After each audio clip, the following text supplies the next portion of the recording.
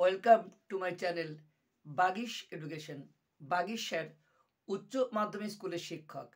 আজকে আমি মাধ্যমিক 2024 যারা পরীক্ষা দিয়েছো তাদের অনেকগুলো ভালো খবর আছে। আজকে তোমরা অবশ্যই যদি আজকের নতুন আপডেট শুনতে চাও তাহলে পুরো ভিডিওটা একটু স্কিপ না করে ভালো করে মন দিয়ে শোনো এবং তোমাদের সব বন্ধুদেরকে শেয়ার করে দাও। আজকে যেটা আমি বলার চেষ্টা করছি সেটা হচ্ছে মাধ্যমিকের খাতা দেখার নিয়ম বদলে গেল। মাধ্যমিকের খাতা দেখার নিয়ম কি হলো সেটা তোমরা ভালো করে উপলব্ধি করো এবং অবশ্যই তোমরা এই নতুন নিয়ম, নতুন আপডেট এবং এর সঙ্গে জানাবো ক্লাস 11-এর সিলেবাস নিয়ে কি ঠিক হলো। এই দুটো বিষয় কিন্তু আজকের গুরুত্বপূর্ণ বিষয়। নাম্বার 1, মাধ্যমিকের খাতা দেখার নিয়ম বদলে গেল, কি সুফল হলো বা কুফল হলো সেটাও বলবো। আর ক্লাস 11-এর যে নতুন সিলেবাস কি আপডেট হতে চলেছে সেটাও তোমাদের কিন্তু জানাবো। দেখো, ইতিমধ্যেই আমাদের আজকালের মধ্যে সমস্ত সারা পশ্চিমবঙ্গে কিন্তু আস্তে আস্তে করে কিন্তু 4টা জোনে ভাগ করে খাতা পৌঁছে যাচ্ছে। তো এই খাতা দেখার পদ্ধতিগুলো কি হলো? এতদিন পর্যন্ত আমরা জানতাম যে হেড এক্সামিনারের মধ্য দিয়েই কিন্তু উত্তরপত্র তৈরি হতো।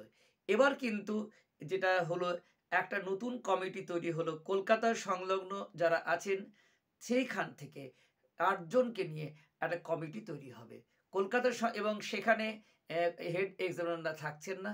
এতদিন পর্যন্ত আমরা জানতাম যে অনেক যারা খাতা দেখছেন তারা কিন্তু নিজের মতো করে নম্বর কাটতে পারতেন, কিন্তু এবারে কিন্তু আর তোমাদের কেউ নাম্বার কাটতে পারবে না। নাম্বার দিতে পারবে কিন্তু নাম্বার কাটতে পারবে না। কাজেই এই জায়গাটা তোমাদের বুঝতে হবে যে নাম্বার দিতে পারবে আর কাটতে পারবেন না মানে কি। দেখো, বিশেষজ্ঞ কমিটির মধ্যে যে 8 জন আছে তার মধ্যে একজন সিবিএসসি বোর্ডের এক্সপার্ট টিচারও থাকছেন। তারা নিয়ে এই উত্তরপত্র তৈরি হয়েছেন। এই উত্তরপত্র সারা পশ্চিমবঙ্গের 4টা জনে ভাগ হয়ে বিভিন্ন জায়গাতে এবং হেড এক্সামিনাররা তাদের কাছ থেকে অবশ্যই মতামত নেবেন এবং যারা খাতা দেখছেন তারা নিজের মত প্রয়োগ করতে পারেন, কিন্তু যেটা উত্তরপত্র করে দেওয়া আছে সেটা কিন্তু মানতে সবাই বাধ্য। অর্থাৎ উত্তরপত্র যেটা আছে সেটা তো করতেই হবে, তাছাড়া হয়তো নিজের মত প্রয়োগ করে নাম্বার দিতে পারে যদি মনে করে নাম্বার দেওয়া যায়। এটা কিন্তু তোমাদের অনুকূলেই হলো, অর্থাৎ তোমরা কিন্তু নাম্বার বেশি পাচ্ছ। এবার দেখো, খাতা দেখার ক্ষেত্রে বলা হয়েছে পাণ্ডিত্য চলবে না।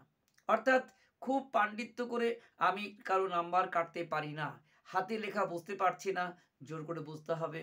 হাতে কি লেখা আমি দেখব না, এর অগ্রাহ্য করে কিন্তু খাতা দেখা চলবে না।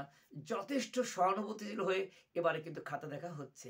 কাজে এবারে খাতা দেখার ক্ষেত্রে অবশ্যই একটা ভালো দিক রয়েছে। আর যে কোনো ক্ষেত্রে যেমন ধরো তোমাদের যে এমসিকিউ বা এসএকিউ, এখানে আগে কি ছিল যে তোমরা যদি বানানে ভুল করতে তাহলে কিন্তু অনেক সময় 0 দেওয়া হতো। এবারে কিন্তু 10% ছাড় দেওয়া হবে। অর্থাৎ এমসিকিউ এসএকিউ কারো যদি বানানে ভুল হয়ে থাকে সে বানানবিধি ক্ষেত্রেও তার 10% নাম্বারে ছাড় দেওয়া হবে। অর্থাৎ এখানেও কিন্তু একটা ভালো দিক, শব্দবিধির ক্ষেত্রেও 10% ছাড় থাকছে। অতএব তোমরা দেখতে পাচ্ছ এখানে কিন্তু একটা গুরুত্বপূর্ণ বিষয় থাকছে। আর এটাও তোমরা জানো যে যিনি প্রশ্নকর্তা তার নাম তো গোপন থাকছেই, কিন্তু তিনি উত্তরপত্র তৈরি করে থাকছেন না, প্রশ্নকর্তাও থাকছেন না, আর থাকছেন না কোনো হেড এক্সামিনার।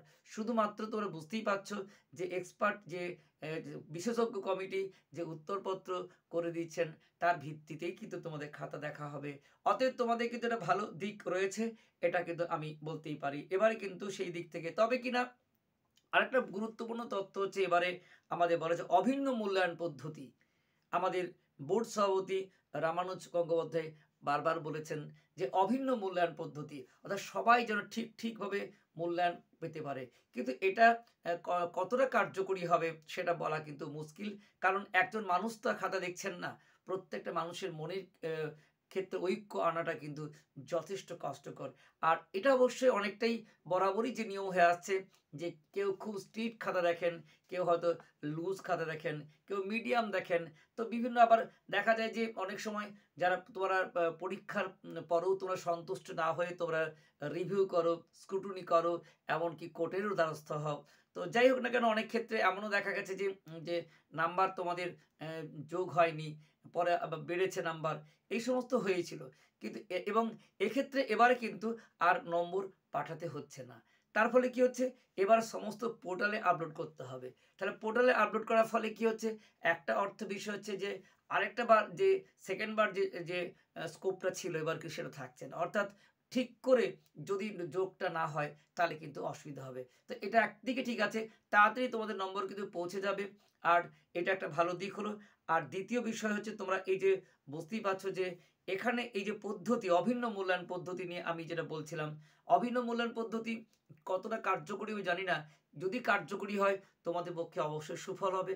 কারণ একদিন পর্যন্ত দেখতাম যে যারা বোর্ডে র্যাঙ্ক করছে, এমনও আছে যে খারাপ পরীক্ষা দিয়েও র্যাঙ্ক করে গেছে, আবার ভালো পরীক্ষা দিয়েও র্যাঙ্ক করেনি। কারণ খাতাটা কেমন টিচারের কাছে পড়েছে, কেউ খুব বেশি নাম্বার দিয়ে দেন, কেউ বা খুব নাম্বার কাটেন। তো এই যে পদ্ধতি, কেউ খুব নাম্বার দিয়ে দেন আর কেউ খুব কাটেন, তাহলে নিশ্চিতভাবে তার ভাগ্য নির্ধারিত হচ্ছে সেই জায়গাতে।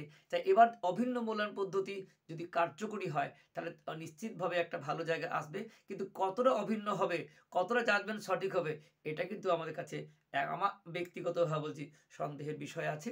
তবু যতটা সম্ভব আমরা জানি এবছর কিন্তু নাম্বার দেওয়ার ক্ষেত্রে, পাস করানোর ক্ষেত্রে যে পদ্ধতি নেওয়া হয়েছে সেটা কিন্তু একটা ইতিবাচক দিক। অতএব তোমাদের সেই দিক থেকে চিন্তা নেই। আর তোমাদের যে নাম্বার ছাড় বিষয়ে যে আলোচনা হয়েছে, সেখানে কিন্তু সেরকম কিছু বলা নেই এই মুহূর্তে যে সবাইকে না লিখলেই কিন্তু নাম্বার দিয়ে দেওয়া হবে, এমনটা নয়। তবে কিনা তোমরা খাতায় যদি লিখে আসো সেক্ষেত্রে অবশ্যই তোমাদের নাম্বার পড়বে, কিন্তু খাতায় লিখোনি সেক্ষেত্রে নাম্বার ছাড় দেওয়া এরকম কোনো পদ্ধতি কিন্তু এখানে উল্লেখ করা নেই। তবে কিনা তোমাদের এবারে খাতার যে বিষয়গুলো আছে সেই বিষয়গুলো কিন্তু নাম্বার দেওয়ার অনুকূলে থাকছে, অর্থাৎ তোমরা কিন্তু অবশ্যই ভালো নম্বর পেতে পারো, এটা বলতে পারি।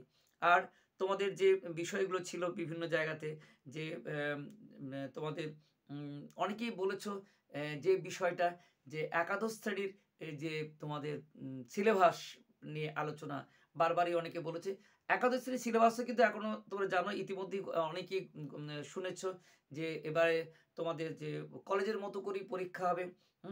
সেই সেমিস্টার ভিত্তিক পরীক্ষা। ক্লাস 11-এ 2টো সেমিস্টার, প্রথম সেমিস্টারে এমসিকিউ আর সেকেন্ড সেমিস্টারে হচ্ছে তোমার ব্রড কোশ্চেন। নভেম্বর এবং তোমাদের মার্চে পরীক্ষা হবে। এগুলো ইতিমধ্যে অনেকবার তোমাদের কানে পৌঁছে গেছে। তো হলে খুবই ভালো। এবং অনেকেই শুনেছ ইতিমধ্যে তোমাদের সিলেবাস তৈরি হয়ে গেছে, বা খুব তাড়াতাড়ি তোমাদের সিলেবাস দেওয়া হবে। তো যাই হোক, এসবই ঠিক, কিন্তু যতক্ষণ না আমাদের কোনো গভর্নমেন্ট রুল বেরোচ্ছে ততক্ষণ না পর্যন্ত এখনও সেই জায়গাতে কতটা কার্যকরী হবে তোমাদের জন্য এটাও কিন্তু বলা যায় না। অবশ্যই তোমাদের এবার সিলেবাসের ক্ষেত্রে একটা বড় ধরনের পরিবর্তন হতে চলেছে। শুধু 11-12 নয়, হয়তো এমনও হতে পারে ক্লাসটা 10-এ উঠেছে তারা 6 থেকে 8 তারাও বিভিন্ন জায়গার উপরে চাপ আসছে। তবে এখনও পর্যন্ত সেরকম কোনো পদ্ধতি বা সিদ্ধান্ত হয়নি। আর যদি হয় আমি তোমাদেরকে জানিয়ে দেবো। তোমরা অবশ্যই কিন্তু আমার চ্যানেলে থাকলেই নতুন কি আপডেট হচ্ছে সিলেবাস সম্পর্কে সেটা অবশ্যই জানাবো। তো এই মুহূর্তে তোমরা জানো যে আমাদের যতক্ষণ না পর্যন্ত আমাদের মাননীয় মুখ্যমন্ত্রী ঘোষণা করছেন, বলছেন, ততক্ষণ না পর্যন্ত কিন্তু 11-এর নতুন সিলেবাস নিয়ে কিন্তু এখনো পর্যন্ত কোনো, তা যদি না হয়ে থাকে তাহলে যেটা আছে হয়তো সেটাই তোমাদের পক্ষে চলে যেতেও পারে। আবার নতুন সিলেবাস যদি তৈরি হয়ে থাকে সেটাও হতে পারে। অতএব এই বিষয়ে এখনো পর্যন্ত কোনো সিদ্ধান্ত নেই। অতএব তোমরা মোটামুটিভাবে শুধু চিন্তা করো, যারা মাধ্যমিক পরীক্ষা দিয়েছো তারা নিশ্চিত রূপে তোমরা থাকতে পারো যে এবারে কিন্তু তোমাদের নম্বর খারাপ আসবে না। এবং তোমাদের যারা কি বিষয় নিয়ে পড়বে, সায়েন্স, আর্টস, কমার্স, তোমরা মোটামুটি যা আছে তা নিয়ে শুরু করতে পারো, চিন্তাভাবনা করতে পারো। ক্যারিয়ার বিভিন্ন কাউন্সেলিং আছে, সেখানে নিজের ক্যারিয়ার নিয়েও অংশগ্রহণ করতে পারো, নতুন নতুন স্কিল শিখতে পারো তোমরা। আর তোমরা ভালোভাবে নিশ্চিন্ত মনে থাকো যে এবার তোমাদের কিন্তু রেজাল্ট খারাপ হচ্ছে না। বেস্ট অফ লাক, সকলের রেজাল্ট ভালো হোক এই আশা রেখে আজকে আমি এখানে আলোচনা শেষ করছি। আবার নতুন আপডেট থাকলে, তোমাদের হয়তো মনে হচ্ছে যারা মাধ্যমিক পরীক্ষার্থী আছো 2024-24-এ তোমাদের অনেক কিছুই বদলে যাচ্ছে। আজকে যেটুকু আমি তোমাদের পেলাম, জানালাম। আবার সিলেবাস নিয়ে বা অন্য কিছু নিয়ে কী আপডেট আসছে আমি তোমাদের জানাবো। তোমরা সকলে সঙ্গে থেকো এবং তোমাদের প্রিয় বন্ধু ও বান্ধবীদের এই ভিডিওটা শেয়ার করে দাও। আর তোমাদের ক্লাস 11 এবং তোমাদের যে নতুন যে বিষয় হতে চলেছে আর নতুন আপডেট, সেগুলো কিন্তু পরবর্তীকালে আমি জানিয়ে দেব। আর অবশ্যই সকলে ভালো থেকো, সুস্থ থেকো।